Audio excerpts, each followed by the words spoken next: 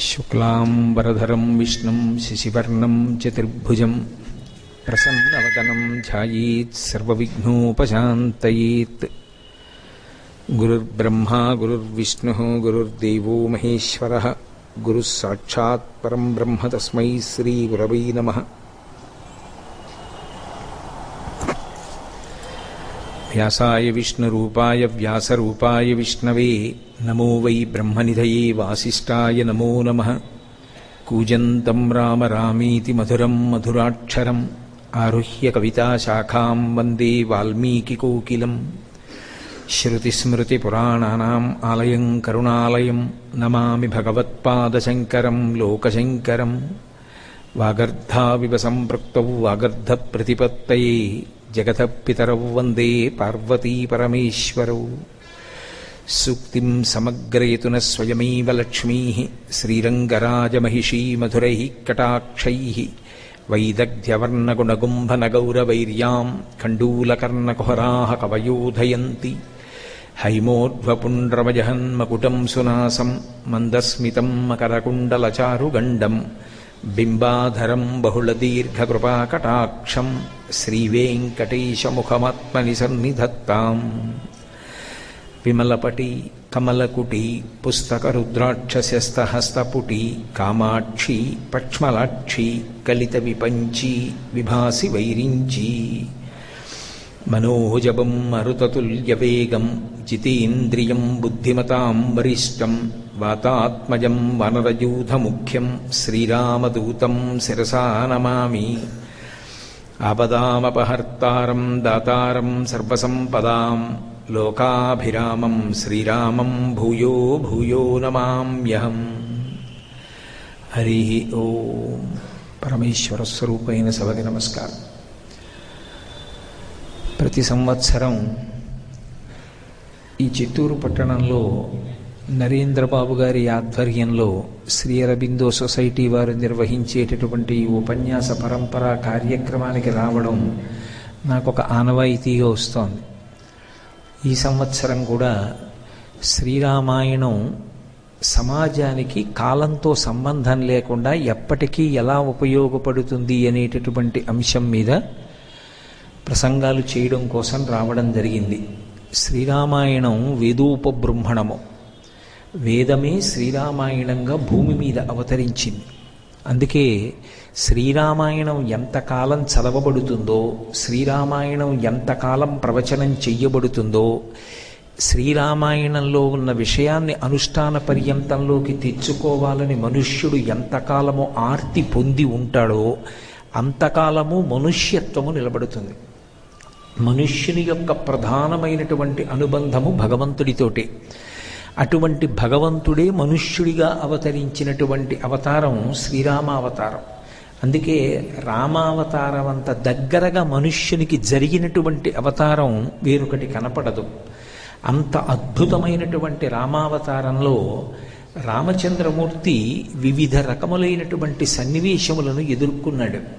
శ్రీరామాయణాన్ని పరిశీలనం చేసినప్పుడు అది కాలంతో సంబంధం లేకుండా ఎప్పటికీ కూడా మనుష్యుడు తను ఎదుర్కొనేటటువంటి అనేక రకములైనటువంటి పరిస్థితులలో ధర్మమునందు ఊంచుకుని తాను ఎలా నిలబడాలి అనేటటువంటి విషయాన్ని మనకి ఎంతో అనునయంతో మాట్లాడి నిరూపణం చేస్తుంది. శ్రీరామాయణం మధురాతి మధురమైనటువంటి గాథ. రామనామము మధురాతి మధురమైనటువంటి నామము. అటువంటి రామాయణాన్ని ఏ ఇతర రకములైనటువంటి తత్వపరిశీలనమన్న కళ్ళజోళ్ళు అవసరం లేదు. రామాయణాన్ని రామాయణంగా ఒక మధురాతి మధురమైనటువంటి కావ్యంగా రామకథగా చదువుకుంటే చాలు. రామకథగా శ్రీరామాయణాన్ని పరిశీలనం చేసినప్పుడు జీవితంలో ఎదురయ్యేటటువంటి ఏ పరిస్థితులలోనైనా సరే తట్టుకుని నిలబడగలిగినటువంటి శక్తిని రామాయణం అనుగ్రహిస్తుంది. అంత గొప్ప కావ్యం శ్రీరామాయణ కావ్యం. మనుష్యునికి ఉండేటటువంటి ప్రధానమైనటువంటి అవగుణములలో ఒకటి కోపం. ఆ కోపము గురించి మాట్లాడుతూ గీతాచార్యుడు ఆ కోపాన్ని నరకద్వారము అని పిలుస్తాడు. కోపాన్ని నిగ్రహించుకోవడం చేత కాకపోతే, మనిషి కోపానికి వశుడైపోతే దాని వలన ఎంతటి అనర్థమైనా సంభవిస్తుంది. అందుకే నీతి శాస్త్రం కోపం గురించి మాట్లాడుతూ ఒక మాట అంటుంది, మనం ఏ స్థాయిలో ఉన్నామో అన్నదాన్ని నిరూపించుకోవడానికి, మనం సాధనలో ఏ స్థాయిలో ఉన్నామో అన్నదాన్ని పరిశీలించడానికి, మన కోపం ఎంతసేపు మనని ఆవహించి ఉంటుంది అన్నదాన్ని పరిశీలించుకోవడం కూడా ఒక రకమైనటువంటి పరికరం. దాని ద్వారా మనం ఏ స్థాయిలో ఉన్నామో అన్నది తెలుసుకోవచ్చు. అందుకే ఉత్తమే క్షణకోపస్య మధ్యమేత్ ఘటికాద్వయం అధమే స్యాదహోరాత్రం పాపిష్ఠే మరణాంతక అంటుంది. ఉత్తముడైనటువంటి వాడికి కోపం ఒక్క క్షణకాలమే ఉంటుంది. వెంటనే తనని తాను పరిశీలించుకుని ఆ కోపాన్ని విడిచిపెట్టేస్తాడు.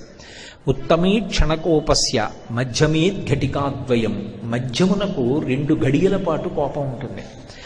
మధ్యమేత్ ఘటికాద్వయం అధమే స్యాదహోరాత్రం, అధముడి యొక్క కోపం ఒక రాత్రి ఒక పగలు ఉంటుంది.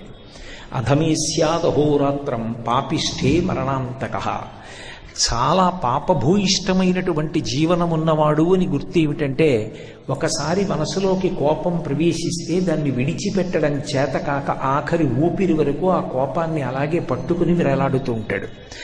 అలా కోపాన్ని మనసులో పెట్టుకుని జీవితాంతం ఆ కోపంతో రగిలిపోయేవాడు ఎవరుంటాడో వాడి వల్ల అవతల వాడికి వచ్చినటువంటి అప్రయోజనం ఏమిటో నేను చెప్పలేను. కానీ అలా కోపాన్ని మనసులో పెట్టుకున్న కారణం చేత అవతల వ్యక్తి ఎవరు అలా కోపాన్ని మనసులో పెట్టుకున్నాడో వాడు పాపిష్ఠగా నిర్ణయింపబడతాడు.